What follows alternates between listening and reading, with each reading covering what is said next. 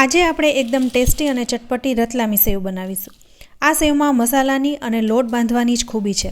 Perfect માપ સાથે બનાવીએ ને તો સ્વાદમાં એકદમ ટેસ્ટી થાય છે। તો આ રતલામી સેવ પૌવા છે, રગડો છે, મિસળ પાઉં, સેવ ઉસળ વગેરે ઉપર સર્વ કરીને ખાવ ને તો વાનગીનો સ્વાદ 4 ગણો વધી જાય છે। ઉપરથી ક્રિસ્પી લાગતી આ સેવ જ્યારે તમે ખાઓ ને ત્યારે મોઢામાં ઓગળી જાય એવી છે। તો ફ્રેન્ડ્સ, આજે આપણે બધાને આવડે એ રીતે એકદમ સરળ રીતના સેવ બનાવીશું।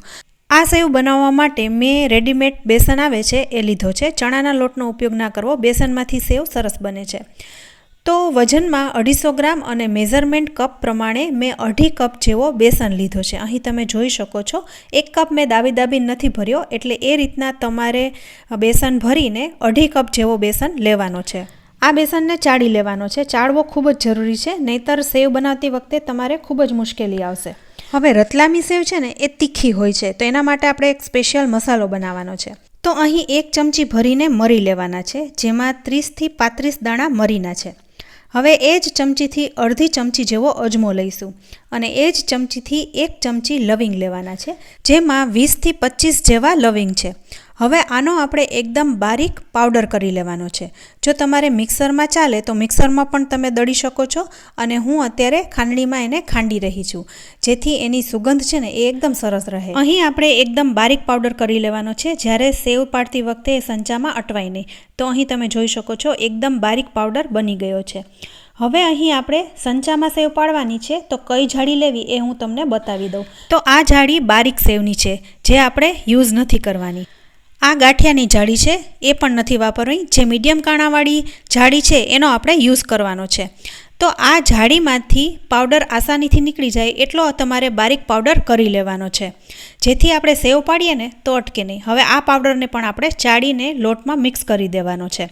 સાથે સ્વાદ પ્રમાણે મીઠું ઉમેરી દઈશું, અને સેવ પોચી બને એ માટે આપણે મોણ ઉમેરવાનું છે। તો અહીં મેં 6 થી 7 ચમચી જેવું મોણ ઉમેરી દીધું છે। જનરલી આપણે બેસન સેવ બનાવતા હોઈએ છીએ તો એમાં આપણે મોણ નથી ઉમેરતા હોતા, પણ જ્યારે તમે રતલામી સેવ બનાવો ને ત્યારે મોણ ખાસ ઉમેરવું જરૂરી છે, તો જ સેવ પોચી બનશે। હવે અહીં 250 ગ્રામ બેસન સાથે આપણે 1 કપ જેવું પાણી લીધું છે। તો સૌથી પહેલાં આપણે મોણને બેસનમાં મિક્સ કરી લઈએ। અહીં મુઠ્ઠી પડે એટલું મોણ ઉમેરવાનું છે, એટલે બહુ વધારે પડતું નહીં કે લોટમાં તેલ દેખાય। બસ મેં પહેલાં કીધું એમ 250 ગ્રામ લોટમાં તમારે 6 થી 7 ચમચી જેવું તેલ ઉમેરી દેવાનું છે। તો હવે બધું જ મિક્સ થઈ ગયું છે, તો થોડું પાણી ઉમેરી લોટને બાંધી લઈશું। આપણે લોટ બાંધવા માટે સૌથી પહેલાં ચમચાનો ઉપયોગ કરીશું। તો અહીં તમે જોઈ શકો છો થોડું જ પાણી ઉમેર્યું છે, અને હવે આપણે ચમચાથી મિક્સ કરીશું, કારણ કે ચણાનો લોટ છે ને જ્યારે આપણે હાથેથી બાંધવા જઈશું ને તો હાથમાં ખૂબ જ ચોંટવા લાગશે। તો પહેલાં ચમચાથી ભેગો કરીને પછી આપણે લોટ બાંધી લઈશું। હવે ફરી થોડું પાણી ઉમેરી મિક્સ કરીશું। હવે લોટ ભેગો થઈ જાય એટલે આપણે ચમચો મૂકીને હાથેથી જ લોટ બાંધવા લાગશું, તો હાથમાં લોટ ઓછો ચોંટશે। અહીં તમે જોઈ શકો છો લોટ છે એ કઠણ બંધાઈ ગયો છે। અહીં આપણે જે લોટમાં બધા મસાલા ઉમેર્યા ને એ બધા ડાર્ક કલરના જ હતા, એટલે જ્યારે તમે લોટ બાંધશો ને તો લોટ પણ ડાર્ક કલરનો જ દેખાશે। પણ જ્યારે આપણે આટલા લોટમાંથી થોડો લોટ જુદો કાઢી અને એમાં પાણી થોડું ઉમેરી અને આપણે એને મસળશું, એમ લોટનો કલર થોડો લાઇટ થતો જશે। તો આ કરવું ખૂબ જ જરૂરી છે। આપણે પહેલાં લોટને થોડો કઠણ બાંધી અને એમાંથી થોડો લોટ અલગ કાઢીને આવી રીતના લોટને એકદમ મસળી લેવાનો છે। થોડું પાણી ઉમેરતા જઈ અને લોટને એકદમ મસળવાનો છે, જેથી સેવ છે ને એ એકદમ સરસ પોચી બને। તો આવી રીતના આપણે બધા લોટને મસળી લેવાનો છે। ત્યાર પછી જ આપણે સંચામાં ઉમેરીશું। 2 થી 3 મિનિટ સુધી મસળ્યા પછી તમને આપોઆપ કલર થોડો ચેન્જ દેખાશે।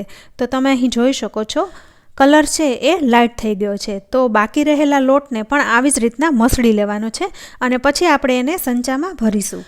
હવે સંચામાં મીડિયમ કાણાવાળી જાળીને ગોઠવી દઈશું અને લોટને આપણે ભરી લઈશું।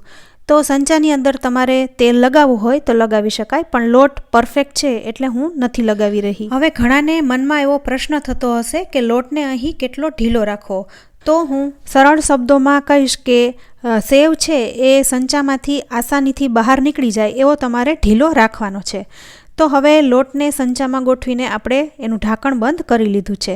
હવે તમે અહીં જોઈ શકો છો થોડું પ્રેસ કરતાં જ સેવ બહાર આવી જાય છે। તો સાથે મેં અહીં તેલ ગરમ કરવા મૂકી દીધું છે, મીડિયમ ગરમ થઈ ગયું છે। એવું ન થાય કે બહુ તેલ વધારે ગરમ થઈ જાય અને તમે જ્યારે સેવ પાડો ત્યારે એ તરત જ બળી જાય. એટલે મીડિયમ ટુ હાઈ ફ્લેમ ઉપર સેવને તળવાની છે. તો આપણે સેવ પાડી લીધી છે. તો એની હવે તરત જ સાઈડ ચેન્જ કરી લઈશું. અહીં તમે જોઈ શકો છો સેવ એકદમ સરસ ફૂલી ગઈ છે. આપણે મોણ બરોબર માત્રામાં નાખ્યું છે ને એટલે સેવ સરસ ફૂલશે. અહીં આપણે કોઈ સોડા કે ખારાનો ઉપયોગ નથી કર્યો, છતાં પણ રતલામી સેવ એકદમ ખાવામાં પોચી લાગશે. અહીં તેલનું ટેમ્પરેચર પણ બરોબર છે. સેવનો કલર જરા પણ ચેન્જ નથી થયો. તો આવી રીતના આપણે બધી સેવને તૈયાર કરી લેવાની છે. જ્યારે તમે સેવ પાડો ત્યારે અમુક બાબતોનું ખાસ ધ્યાન રાખવું. જેમ કે સંચો છે એ તેલથી થોડો તમારે ઉપર રાખવો અને હાથથી તમારે સંચાને ફિટ પકડી રાખવો જેથી છટકે નહીં. સાથે તેલમાં સંચાના 2 આંટા થઈ જાય એટલી જ સેવ પાડવી. વધારે ક્વોન્ટિટીમાં તમે સેવ પાડશો તો સેવ છે ને એ કાચી રહી જશે અને નીચેથી એ બળી જશે. અને સેવનો કલર ચેન્જ ન થાય એ માટે ગેસની ફ્લેમ તમારે મીડિયમ ટુ હાઈ કરતા રહેવું જેથી તેલનું ટેમ્પરેચર મેન્ટેન રહે. તો આવી રીતના આપણે બધી બાબતોનું ધ્યાન રાખીને સેવ બનાવી લેવાની છે. તો અહીં બધી સેવ તૈયાર થઈ ગઈ છે. તો સેવના આવી રીતના ગુચડા તૈયાર કરીને આપણે નાના ટુકડામાં કટ કરી લઈશું.